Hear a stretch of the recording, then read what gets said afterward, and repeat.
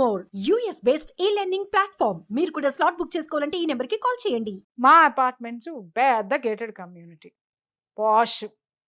నా కర్మగాలి ఇట్లాంటివన్నీ నాకంటే పడతాయి, అందరికంటే పడతాయి ఏమో కానీ ప్రతిస్పందించేది నన్ను లాక్కొని పీక్కొని చచ్చేది నాలాంటి వాళ్ళే. కాబట్టి కరెక్ట్గా నేను ఈవినింగ్ బయటికి వచ్చాను, అక్కడ దగ్గర ఉన్న షాప్లో ఏదో పర్చేజ్ చేసుకొని వెళ్దాం, వాకింగ్ ఉంటుందని చెప్పేసి. నేను ఇలా వచ్చేటప్పుడు కారు ఆన్ చేసి ఉంది ఇంజిన్. ఓకే. ఓకే. నేను దాదాపు షాపింగ్ చేసుకుని మళ్ళీ తిరిగి వచ్చేసరికి దగ్గర దగ్గర ఒక 25-30 మినిట్స్, హాఫ్ అన్ అవర్ పడింది. అప్పటికి కార్ ఇంజిన్ ఆన్ లో ఉంది. ఇదేంటబ్బా, అరగంట పైన కార్ ఇంజిన్ ఆన్ లో ఉంది ఏంటి, డ్రైవర్లు ఏసీ వేసుకొని కూర్చున్నారా లేకపోతే ఇంతసేపు వెయిటింగ్, ఇంతసేపు ఆన్ లో ఉంది ఏంటా అని ఆ సౌండ్కి పక్కకి తిరిగి చూస్తే ఒక అబ్బాయి ఒక అమ్మాయి పక్క పక్కన కూర్చొని ఉన్నారు. ఓరేళ్ళ దెంపదగా మాట్లాడుకుంటానికి కూర్చుని సచ్చారా, ఇక్కడున్నారా అనుకొని వెళ్తూ చూసేసరికి ఇక్కడున్న అమ్మాయి వెనక్కి తిరిగి చూసేసరికి నేను ఆ వెనక ఉన్న సీట్లో చూస్తే వెనక ఇద్దరు ఆడ మగ పడుకొని ఉన్నారు, హాఫ్ నెకేటెడ్గా. కరెక్ట్గా అపార్ట్మెంట్ గోడ పక్కనే, రోడ్డు మీదే. సాయంత్రం 6 గంటలకి కారు కూడా చెప్తాను, కలరు రెడ్ కలరు. అక్కడే తలుపు కొట్టేసి బయటికి లాగుదాం అనుకున్నాను కానీ ప్రపంచానికి పట్టని విషయం నాకెందుకులే అని చెప్పి, పాపం వాళ్ళ ప్రైవసీని ఎందుకు వేస్ట్ చేస్తామని జనాలు నన్ను అడిగితే నేనేం సమాధానం చెప్పాలనుకొని వాళ్ళ ప్రైవసీని వాళ్ళకి వదిలేసి సిగ్గు లేకుండా లోపలికి నడుచుకుంటూ వచ్చే, తల దించుకుని. అదే దారిలో చాలామంది నడిచారు, వాళ్ళకెవరికి పట్టల, చూస్తూనే ఉన్నారు, వాళ్ళకెవరికి పట్టల. అదే దాంట్లో కరెక్ట్గా మేము నడిచే దారిలోనే సాయంత్రం అయ్యేసరికి ఆడ మగ ఒకళ్ళ వాళ్ళల్లో ఒకళ్ళు కూర్చుంటారు. ఇక్కడ దాదాపు ఒక 200 కుటుంబాలు ఉంటాయి. ఏ ఒక్క కుటుంబము అబ్జెక్ట్ చేయదు, ఊరే ఎందుకు కూర్చుంటున్నావురా, దాని ఒళ్ళో నువ్వెందుకు కూర్చుంటున్నావురా, నీ ఒళ్ళో అదెందుకు కూర్చుంటుందిరా అని అడగరు. నాలాంటిది వెళితే ఎదురుగుండా నుంచుంటా, అది ఒళ్ళో నుంచి దిగేదాకా ఏం మాట్లాడను. సమాజానికి పట్టనటువంటి విషయాలు పిల్లలకి ఎలా పడతాయమ్మా? నీతి సమాజం నీలో లేనప్పుడు సమాజంలోకి ఎలా వస్తుంది, సమాజంలో లేనప్పుడు కుటుంబంలోకి ఎలా వస్తుంది, కుటుంబంలో లేనప్పుడు పిల్లలకి ఎలా వస్తుంది? కాబట్టి చెడగొడుతున్నది మనమే, దీనికి కారణం పెద్దలం మనమే. వ్యవస్థను ప్రశ్నించకపోవడము, మన ఇంట్లోకి వచ్చినటువంటి దరిద్రాన్ని తరిమి కొట్టడం అనేటటువంటి ఆలోచన మనకి లేకపోవడము, అసక్తులుగా నిలబడిపోవటం, ఎవడో బలవంతుడు ఎక్కడో ఉన్నాడని ఊహించడం, వీటి వల్ల కాదా భ్రష్టు పట్టిపోతున్నాం మనం? దయచేసి చెప్తున్నా, పేరెంట్స్లో ఆలోచన రావాలి, పేరెంట్స్ తిరగబడి తీరాలి. స్కూల్స్లో ట్యాబులు ఇచ్చేటప్పుడు కూడా నేను చెప్తున్నాను, ట్యాబులు ఉన్నప్పుడు నెట్ ఉంటుంది. ఇంకొక విషయం కూడా నేను చెప్తున్నాను, మా ఇంట్లో అలాంటివి ఏమి లేకుండా చేసామన్నట్టు. ఒరే పిచ్చ పేరెంట్స్, పిచ్చ టీచర్లు, వీళ్ళందరికీ చెప్తున్నాను, పిల్లలు మనకంటే 100 రెట్లు అడ్వాన్స్డ్గా ఉన్నారు.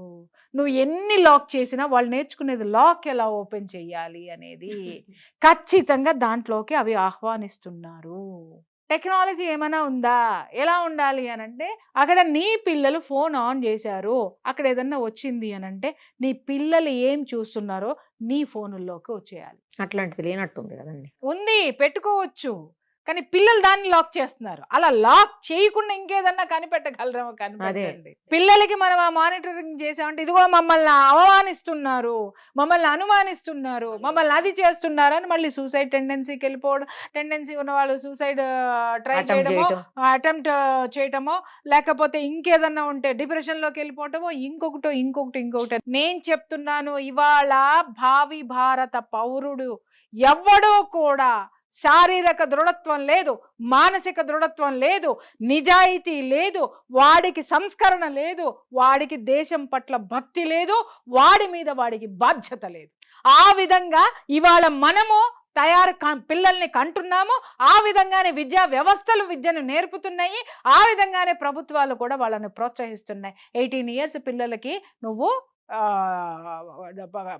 మందు అమ్ముతావా? వైన్ షాపుల ముందు నువ్వు చూడు, 18 ఇయర్స్ పిల్లలకి ఆ కార్డు చూపిస్తే 18 రాగానే నువ్వు ఇచ్చేస్తావా? 18 ఏళ్ళకి వాడి బాడీ ఎలా ఉంటుంది, ఎంత లేతగా ఉంటుంది, ఎంత పచ్చిగా ఉంటుంది. నువ్వు ఇలాంటి యాసిడ్ వాడి బాడీలో పోసి ఏం నేర్పుతున్నావు అంటే, యువతని ఎలా తయారు చేస్తున్నావు? ఏ దృఢత్వం వాడికి ఉంది? 25 ఏళ్ళు వచ్చేసరికి వాడి శారీరక దృఢత్వం కానీ మానసిక స్థిరత్వం కానీ వాడికి ఎక్కడుంది? సర్వ వ్యసనాల బారిన పడుతుంటే తల్లిదండ్రులు కానీ ఎవరైనా, ఇవాళ నేను అడుగుతున్నాను, 10 దాటిన తర్వాత యూత్కి ఏం పనమ్మా రోడ్ల మీద తిరగడం? 12ంటికి చూడు, 1 గంటకు చూడు, నీకు అర్థం కాదు. చాలా మంది ఇళ్లలో పిల్లలు గబగబా తల్లిదండ్రులను అర్ధరాత్రి పూట లేపి నాకు చికెన్ తినాలనిపిస్తుంది, నాకు ఐస్ క్రీమ్ తినాలనిపిస్తుంది, నాకు పలానా తినాలనిపిస్తుంది. ఇప్పుడు ఎక్కడ తీసుకెళ్ళాలి? స్విగ్గీ కొట్టుకుంటాం. ఎక్కడి నుంచి ఈ కోరికలు కలుగుతున్నాయి? అర్ధరాత్రులు వీళ్ళు రోడ్డు మీద పడి వీళ్ళు తినే గడ్డిని తీసుకొచ్చి ఆ స్నాప్చాట్ల్లోనో లేకపోతే ఆ దరిద్రాల్లోనో పెడతారు. వీళ్ళకి నిద్ర పట్టదు కదా, అది చేతిలో పెట్టుకుని చూసుకొని నోరూరించేది. వాళ్ళు ఛాలెంజ్ చేస్తారు, వెటకారం చేస్తారు, లేకపోతే ఇంకేదన్నా చేస్తారు. లేదా వీళ్ళు అప్పటి వరకు ఎప్పుడో 9ంటికి అన్నం తింటారు, 1 గంటకి ఇది చూడంగానే ఆకలేస్తుంది, నోరు ఊరుతుంది, అది అప్పటికప్పుడు కావాలి. ఇలాంటి దరిద్రమైన తిళ్ళు తిని కూడా శరీరము బుర్ర నాశనం అయిపోతుంది. మనము ఈ వ్యవస్థను అడ్డుకోకుండానే ఈ దారుణం అనేటటువంటి దాన్ని పెంచి పోషించేశాం. ఇది ఇవాళ పెద్ద విషవృక్షమై కూర్చుంది, వటవృక్షంలాగా పెరిగిపోయింది. దాన్ని నువ్వు కూకటి వేళతో పెకిలించాలి అనంటే నువ్వు చాలా శ్రమ పడాలి, చాలా ప్రయత్నాలు చేయాలి. నీలో మార్పు రావాలి, నాలో మార్పు రావాలి, మీడియా రావాలి, జనంలో రావాలి, పేరెంట్స్లో రావాలి, పిల్లల్లో రావాలి. ఇవాళ ఒకప్పుడు పిల్లలు పెద్ద అయిన తర్వాత ఏమవుతావు అంటే ఏదో ఒకటి చెప్పేవారు. ఇవాళ ఒక్కొక్కడు ఏం మాట్లాడుతున్నా అంటే అప్పుడు సంగతి చూసుకో. వాడికి ఈ రోజు అనుకున్నది రేపు ఉండట్లా, మారిపోతుంది. రేపటి వరకు కూడా కొన్ని ఉండట్లేదు, ఇవాళ అనుకున్నది మళ్ళీ సాయంత్రానికి మారిపోతుంది. ఎందుకు వస్తుంది మార్పు అంటే ఈ దరిద్రాల్ని, విచ్చలవిడితనపు స్వేచ్ఛని, అనవసరమైనటువంటి ఆలోచనాత్మక ధోరణి పెంచి పోషించేస్తున్నాం కాబట్టి వాళ్ళందరిలో ఇవన్నీ వస్తున్నాయమ్మా. ఎందుకు నేను 3 నెలలకోసారి ఈ ప్రపంచాన్ని వదిలి కనపడకుండా పారిపోతాను అనుకుంటున్నాను? ఆ బ్రెయిన్ని డీటాక్స్ చేసుకో, లేకపోతే చచ్చిపోతాను నేను. ఈ వాస్తవాలు విని చూసి కౌన్సిలింగ్ చేసి I want to detox my brain. అది మొన్న మధ్యన ఎవరో తెలిసిన వాళ్ళు ఫోన్ చేశారు, మీరు కాశీలో కనిపించారని. ఊరుకోండి, ఆవిడ ఎందుకు కాశీలో కనపడతారన్నా నేను. ఇప్పుడు అర్థమైంది. ఇప్పుడు కాశీ కాదు, ఇంకా చాలా వెళ్తా, చాలా. అవునా? దూరంగా, ఎందుకంటే అక్కడికి ఇలాంటివన్నీ రావు. అక్కడ చక్కగా కాశీలో మణికర్ణిక ఘాట్లో కూర్చుని ఆ కాష్టాలు కాలుతున్న శవాలను చూస్తుంటే జీవితం యొక్క సత్యం అర్థమవుతా ఉంటుందన్నమాట. ఒరే మనం ఏం చేస్తున్నాం, చివరికి కాలేదు అక్కడే కదా, జీవితం ఏముంది.